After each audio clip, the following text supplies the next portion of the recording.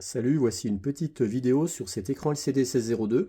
Donc celui-ci marche très bien, mais celui que j'avais avant, il déconnait. Donc je vais vous montrer ça. Donc ça, c'est un écran neuf hein, quand il est complet. Et là, je l'ai complètement ouvert parce qu'en fait, le rétroéclairage était très très faible.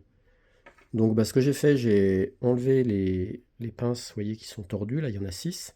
Donc je les détors, comme ça on peut sortir cette partie-là. Alors on voit toutes les pistes, oui, parce que ici, il y a des contacteurs.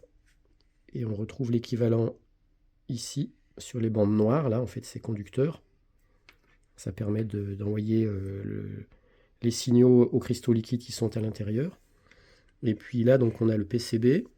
Et j'ai soulevé donc la petite bandelette plastique là, qui sert de diffuseur de lumière. De chaque côté, il y a un genre de calque pour lisser un peu la luminosité. Et on voit où est la LED d'éclairage, de rétroéclairage. Elle est ici. Et effectivement, on voit qu'elle est très faible.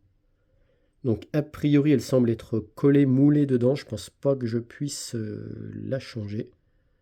Mais voilà, parce que donc cet écran LCD 1602, il avait vraiment un rétroéclairage qui était trop faible. Et je pense qu'il me faisait ça dès l'origine. Alors là, il faudrait que je vérifie si il y a une résistance en série avec cette LED ou si c'est à moi à la mettre. Je sais que sur ce montage-là, j'ai une résistance de 220 ohms. On la voit au niveau du fil rouge, là, ici. Donc sur l'anode de la LED de rétroéclairage. Là, comme de toute façon cette LED est foutue, je la branche directement en 5 volts sans résistance en série, parce que je voulais voir l'intensité de cette LED où elle se situait. Voilà, donc peut-être que c'est réparable, mais honnêtement, je sais pas trop. Je vais voir si j'arrive à enlever la LED, la désolidariser du diffuseur plastique. Alors effectivement, peut-être qu'elle s'enlève, parce que de l'autre côté c'est tout lisse, mais là en fait on voit qu'il y a un trou et qu'il y a la LED dedans. Donc on n'arrive pas très bien à le voir. Mais on dirait qu'en fait il y a une encoche et que la LED est collée dans le trou. Parce que je vais essayer de vous montrer. Il y a un trou ici, c'est plus profond que là. Voilà. Donc la LED est vraiment encastrée dans un trou. Donc peut-être qu'on peut l'enlever. Je vais essayer ça. Alors déjà ce que j'ai fait, je l'ai dessoudé. Comme ça je vais mieux pouvoir intervenir. Et je me demande si j'ai pas un mauvais contact au niveau de la cathode. Parce que quand j'ai tiré dessus, la cathode est sortie assez rapidement. Donc je vais déjà tester cette LED pour voir si elle est bonne encore. Peut-être qu'il y avait un mauvais contact au niveau de la cathode. Alors là, je l'ai rentré dans mon testeur. Et ça m'indique que c'est bon, une diode avec une tension de seuil de 2,7 volts.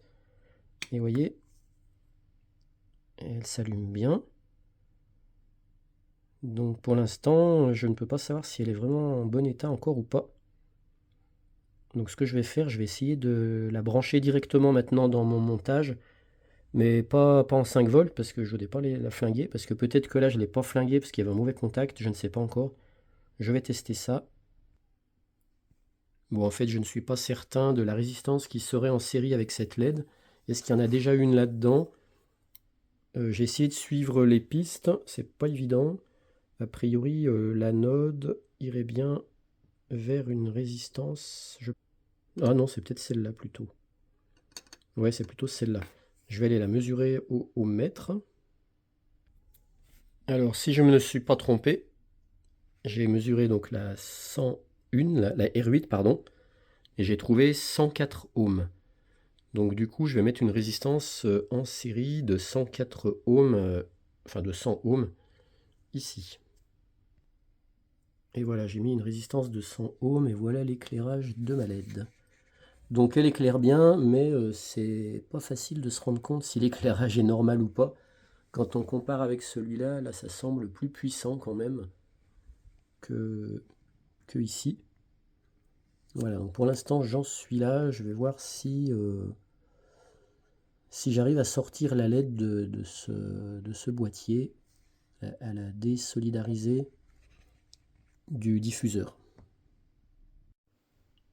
Alors pour vérifier qu'il n'y avait quand même pas un mauvais contact à ce niveau-là, bah du coup avant de tout péter, je l'ai ressoudé. Et je vais refaire un essai pour voir ce que ça donne. Donc je pense que je vais tout remonter complètement. Et je vais peut-être le réimplanter là-dedans pour voir ce que ça donne, parce que ça vaut peut-être le coup de faire cet essai. Avant de remettre l'écran LCD là, je l'ai rebranché, donc ça marche, mais bon, je me rends pas compte si c'est vraiment faiblard ou pas. C'est pas facile, hein, ouais, on voit que bon, ça éclaire, ok. En fait, pour l'instant, ça sert même à rien, je peux même y enlever. Hop. Voilà, bah, je vais complètement le remonter et puis refaire un essai. J'ai retordu les 6 pattes de serrage.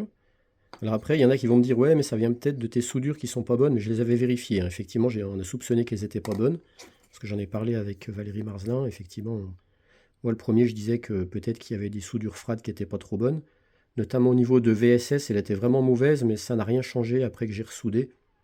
Je les ai regardées à la loupe et elles sont bonnes. Voilà, donc là j'ai tout remis. Donc bah, je vais aller le réimplanter là-bas, puis voir ce que ça donne. Voilà, il est réimplanté, je remets sous tension. Alors bon, il peut marcher encore, mais là je vous dis, c'est très très trompeur. Au téléphone, on croit que c'est bon.